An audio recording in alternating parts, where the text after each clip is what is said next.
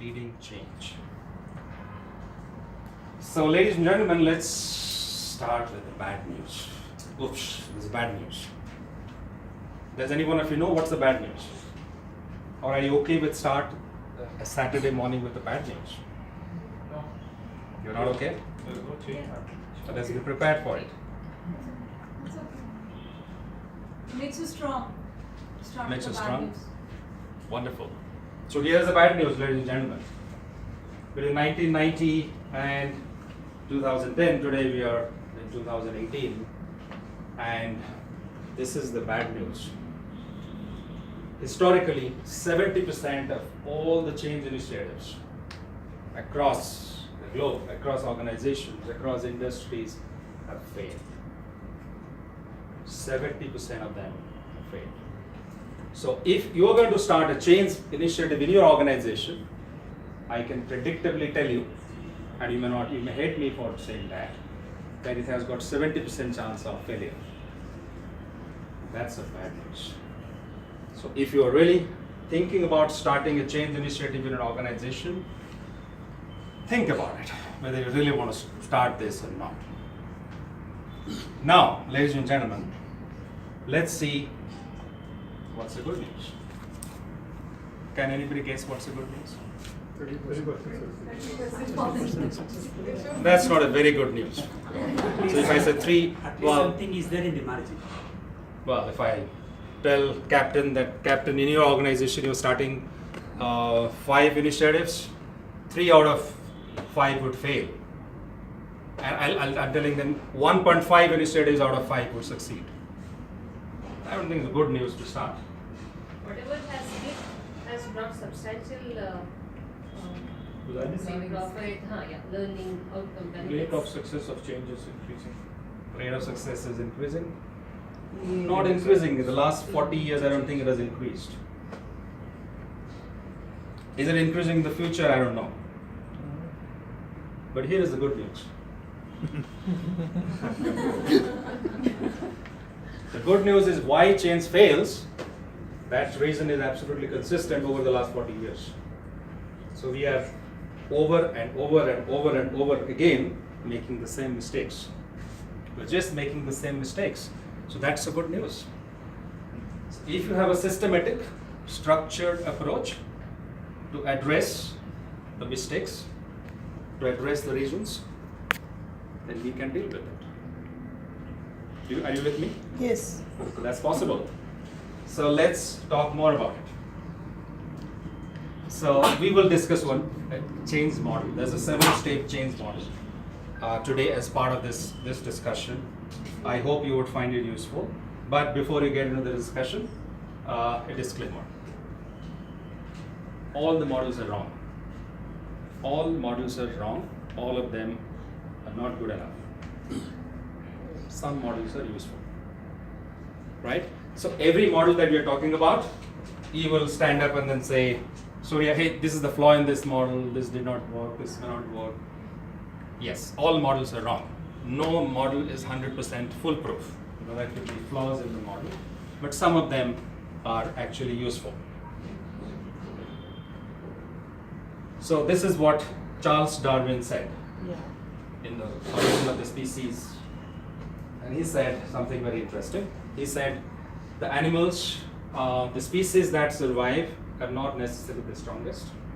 They are not necessarily the most intelligent, but the ones who are the most adaptive. Most adaptive to change, they are going to survive. So change could be uncomfortable, change could be a matter of discomfort, change could be difficult, change could trigger a lot of negative thoughts. But if you don't change, survival, there's a question mark on survival. But survival is not mandatory, isn't it? So, so if you really want to survive and thrive, then we need to adapt. So that's what change is all about. So before we get into the model, I want to share an equation with you. This equation is Q multiplied by A is equal to E. Ladies and gentlemen, can you tell me what does Q stand for? In our organization, what does Q stand for? Quality, yes. We're very familiar with quality. Processes, methodologies, tools, frameworks, Six Sigma, all of that. You know, that signifies quality. And what does A stand for? Sorry? Adaptability. Attitude. Adaptability, attitude, something else. Analytics. Analytics. Analytics again quality. Accountability. Anything that deals with numbers, tools, systems, methodologies, frameworks. Application. Assessment is again part of quality. A stands for acceptance. So if you have best quality, methodologies, metrics, tools, all of that can only take us to effectiveness only if there is acceptance. If there is no acceptance, no matter what we do, we may have the best black belts, master black belts, the best graduates from the best B schools in the world.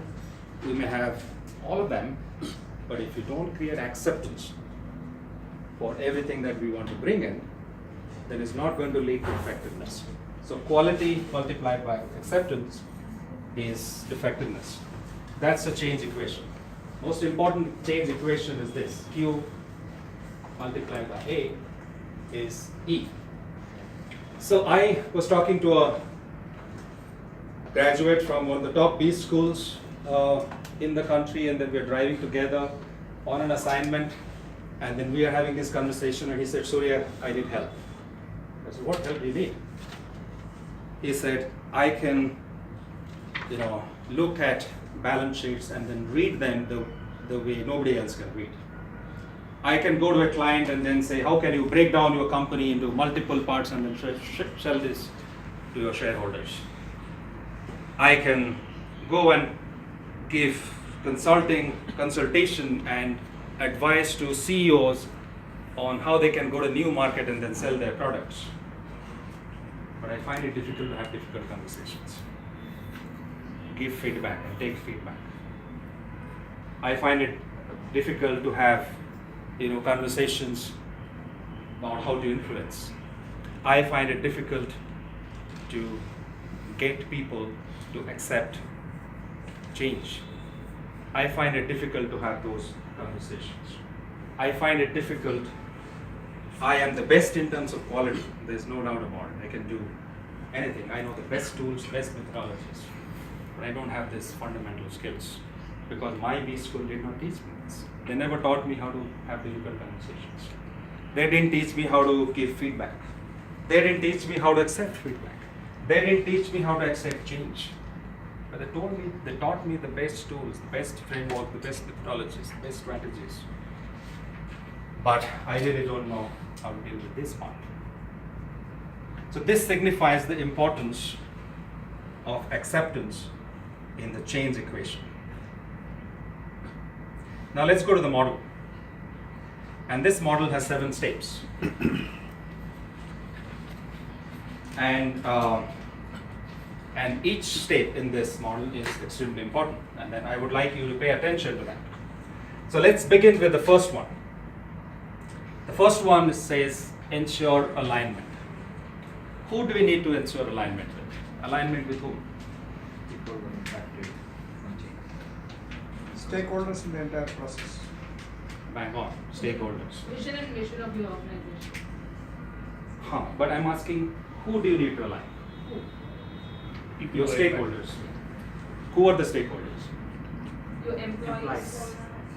Right. Sometimes you think stakeholders are the leadership, the management, the CEO. No, stakeholders are Anybody who gets impacted. anyone who gets impacted. So ensuring alignment with the stakeholders is extremely important. And this is where the change definition or definition of the problem that becomes important. Because many a times when you ask people, ask change experts in organizations and ask them why change initiatives fail, they said the change was not clear. It was nebulous. the vision was not very clear. It was not very well communicated with people. There was no sponsorship.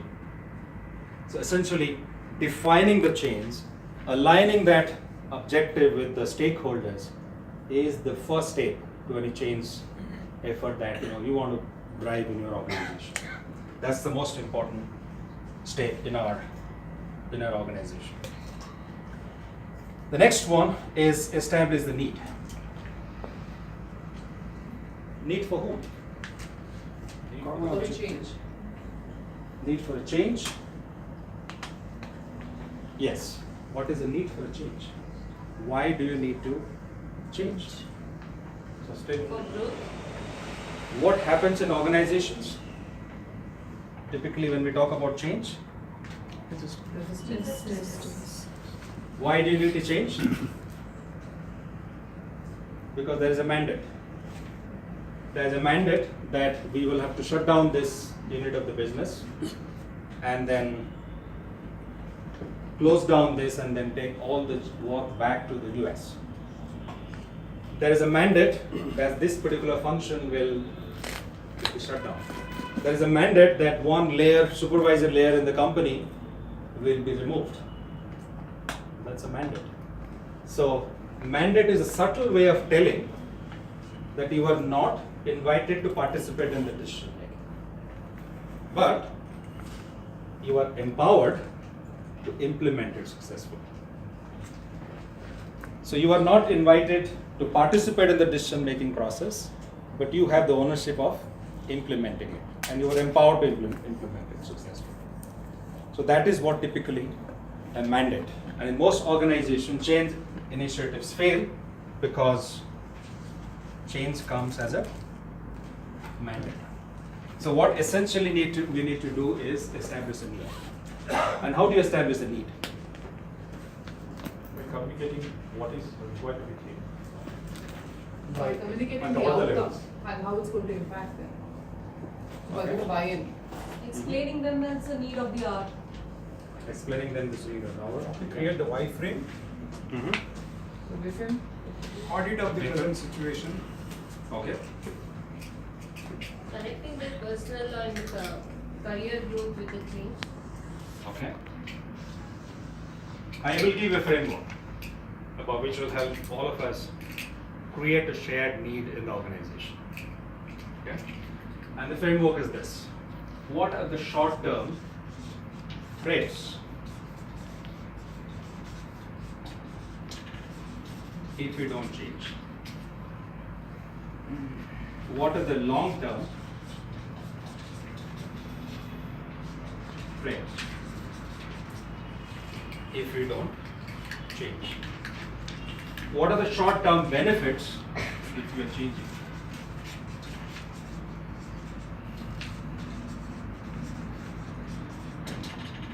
And what are the long-term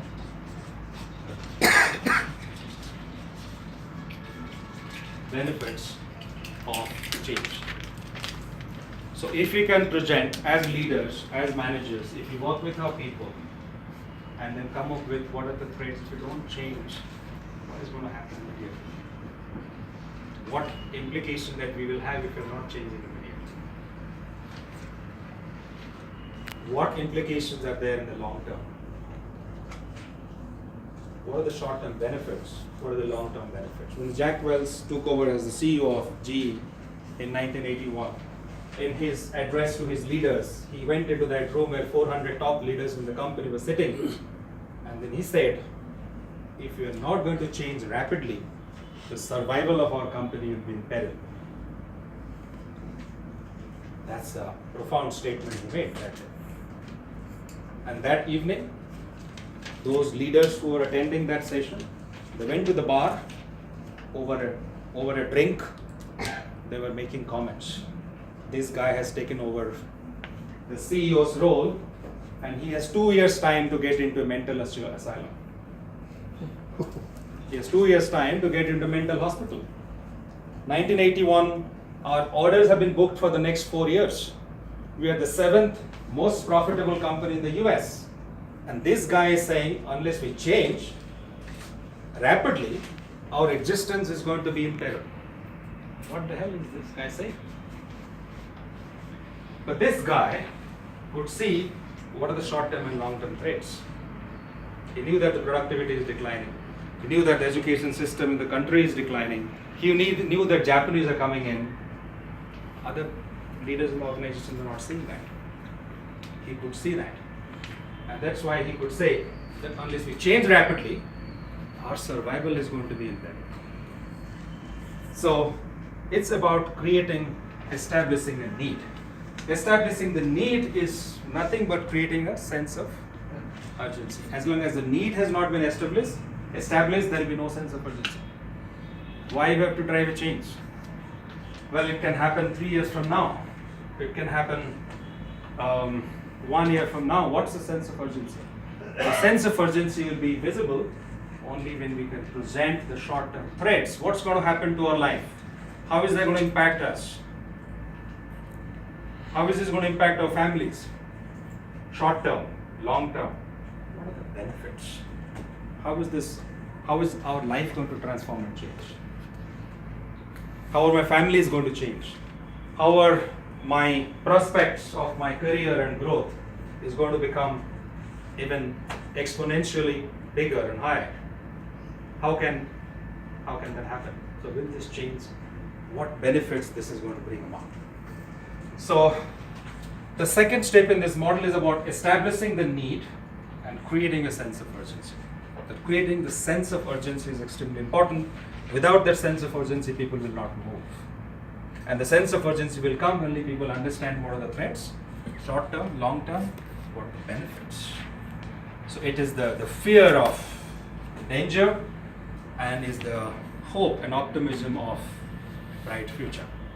That would drive the change.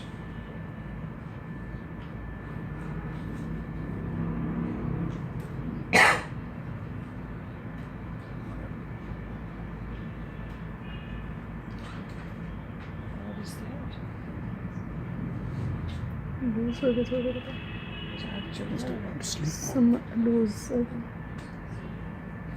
Goes to sleep mode. Okay. All right, what's the next one? Bring together a community of people. Coalition. Who is this community?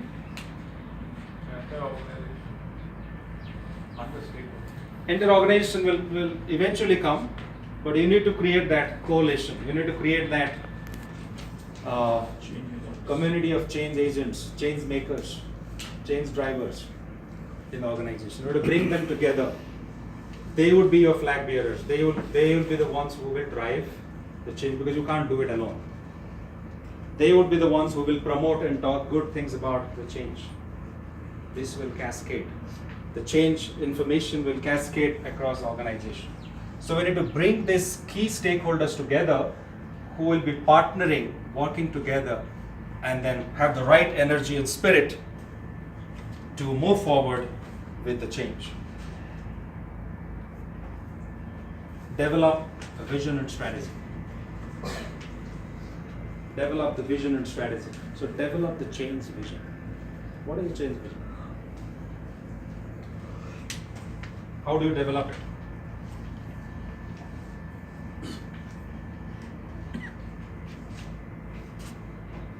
What change that you are trying to drive in your organization?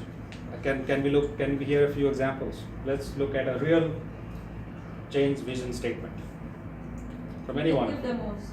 Sorry? You can give demonstrations. Like what Vishal What's the said about impact? 2020 strategies, making $50 billion Infosys into $1 billion company. That was a vision of So make the organization a 20 billion USD company. Is that a vision? Is that a change vision? Yeah, that probably is the result of a vision. That's an probably. outcome. Outcome. So what's a change vision? Be the number one service provider in this system. Is that a change vision? That's again an outcome, objective.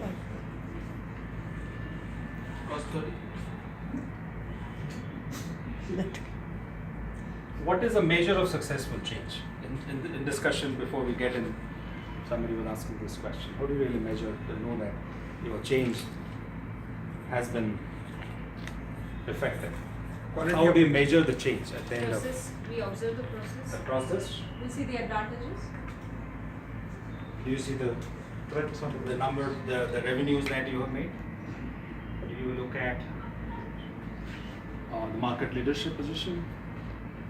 How do you really measure that? Number of change initiatives that have been successful? What are your objectives? What are the objectives you set and have you been able to accomplish those? So how close we are reaching to our long-term benefits? How do you know that? Implementation. In between checks, we have to incorporate. Maybe. You can always check with the flag bearers of the who's carrying the vision of the company, Okay. how far they are progressing with the current Or if scenario. you've achieved your set goals. The comfort with which it has happened. The comfort with which it happened. The quality of experience. Okay. Again, Yes, the professional acceptance is also. I think change is never constant, Mhm. continuous. Okay. And when you say dream, vision, it's a dream. And that is eventually should continue. Okay. So it's a continuous process and journey. But when you move from point A to point B, and if that was a vision, how would you know that you have reached there? E.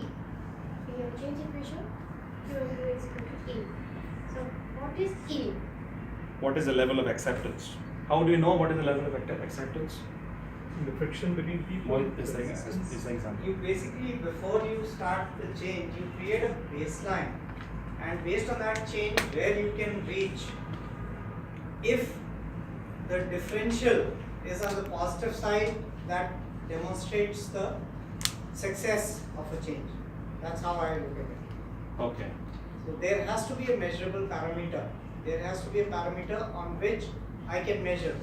At Right. times that can be subjective, but most of the times it has to be objective. And in the typical corporate world, you add a value to it, a dollar value to it. Right. So how do we really measure that value? But good thoughts, a lot of interesting thoughts coming in. Does this sentence sound familiar? I could not get the exact sentence, whatever I could recall it, I put it there. But does it sound familiar? Yeah, Martin Luther King. I have a dream. Martin Luther King. That's what he said. He has a dream that the black children and the white children will be walking together onto the red hills and then play by the streams. That was a dream. And this is a change vision. We know that a change has been effective only when we see change in behaviors. Only when we see change in people's behaviors. He had a vision for a free America, isn't it? That was the vision. How did I put that as a, how did he articulate that? He articulated in terms of behaviors. How are the American people going to behave? They're going to freely blend with each other, live with each other, coexist. The black children and the white children will go out there and they start playing together. A vision for a free America articulated in the form of behaviors. So what would be the behaviors of people in your organization when your change process has been completed or a change initiative has been successfully completed? Any thoughts? Can you just recall one change that you want to drive in the organization? And how would you explain that in terms of people's behaviors at the end of when? Appreciation from the management, Very short term. seniors. So, Martin Luther King had a vision for a free America, and he explained that in terms of behaviors. That the people will behave like this. So, please tell us what is your vision for a change, and then how would you describe that in terms of behaviors? Let me, Yes. because this is a little larger picture, okay, Yeah. this will connect to people change, but then if you connect it to the organization, Yeah. suppose you install a new IT system, say, let's put a very simple thing, claim processing system. So right at the beginning itself, the business case says is that, look, now you've got an X number of people, Y number of audit objections, and so my future system will have, X1 IT systems, the cost of maintenance will be so and so. plus the number of claims which will be processed will be so and so, audit objections will be reduced to so and so, which I have, as Mohit was mentioning, I have also given some numbers there to make a business case. In between, I have a time period also defined, say 6 months. So once I have gone live, then I have given that 6 months and I have done my productivity improvement exercise. So that validates on the success of the system. Look, what I have envisioned that instead of 100, I have 80 people processing, and productivity improvement is so and so, which is built in this particular thing. And that's what we achieve as based on the business. And now everything is business as usual. So how do we translate that in terms of behaviors? People's behaviors and all. That's right. So learnings have been complete. People are So- very comfortable in using the system because initially, as you rightly was mentioning, there will be a period of awareness, adoption, feeling comfort. People are now very comfortable. People are not complaining. People feel happy about the use of system, Right. the new system which is there about, and the reaction times. Like if a claim took, my travel claim took 7 days, now it's 3 days. Right. That the period is paid. The interest rates on delay payment to the say credit card companies reduced, etc., which is built in into the business case. Absolutely. So I think if I expand what you were saying, so possibly I can say the happy employees. Behavior is the most important aspect as well. Yes. Happy employees traveling all over without any discomfort, the claims getting processed in no time. Claims processors were processing low-end transactional activities. Now they're working on more high-end exception claims, so they feel more challenged. Attrition rate over a period is lesser than the market. Attrition has come down. People are really happy. They're real, kind of blending well. They're aspiring to become and grow more in the organization. So you are kind of creating a vision of your organization in terms of the end state. How is this going to look like? So if you close your eyes, you are seeing happy customers, happy people, energetic team, all energy all over the place. So that's the vision change vision that you have. Of course, it will reduce attrition, it will improve our productivity, is going to improve our revenues, reduce cost, all of that. But all these things will not drive change. The change will drive only when we can convey and communicate a compelling vision which people can visualize in terms of an end state, like Martin Luther King did in his statement for a change vision for a free America.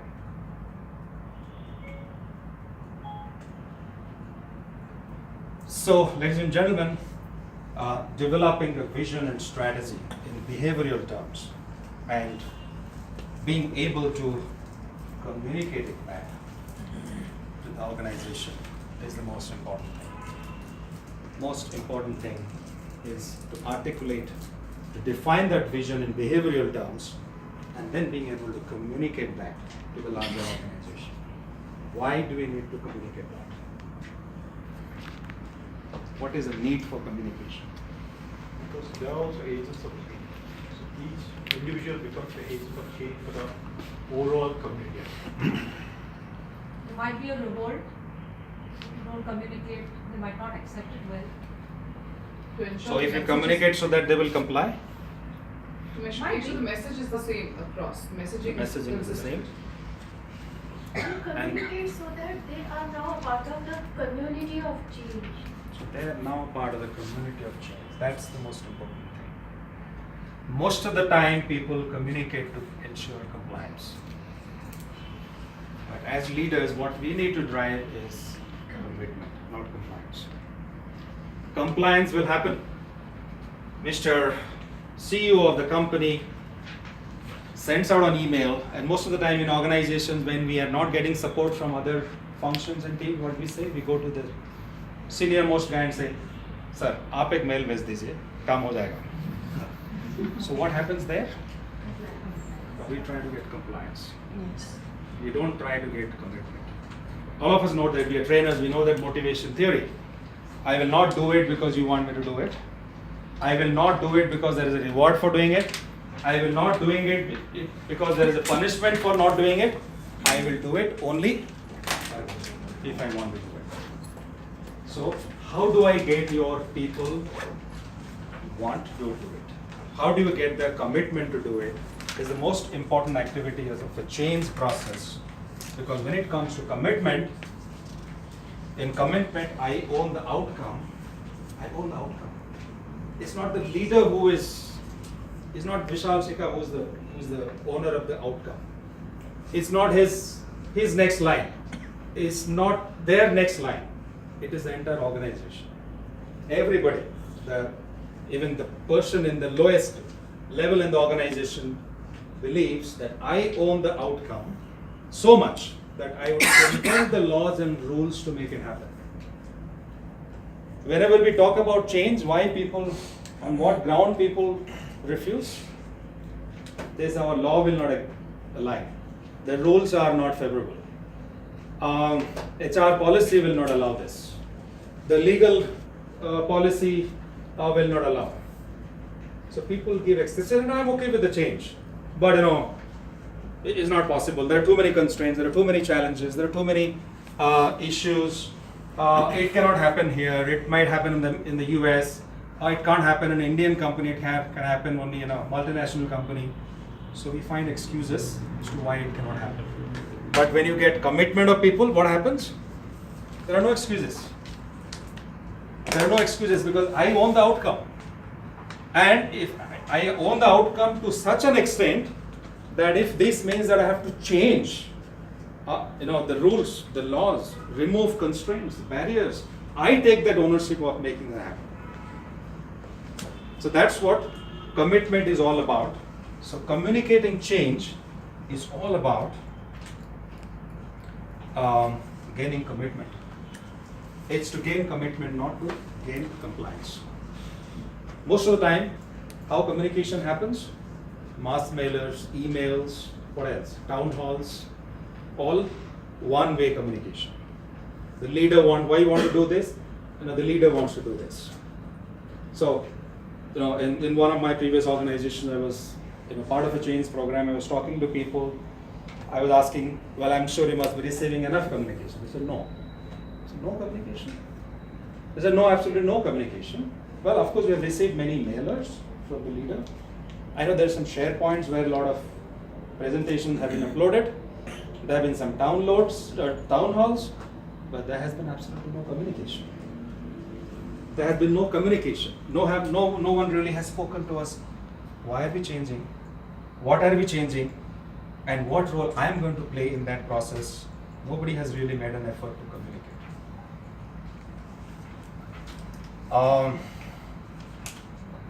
And another interesting thing, why readers don't communicate enough?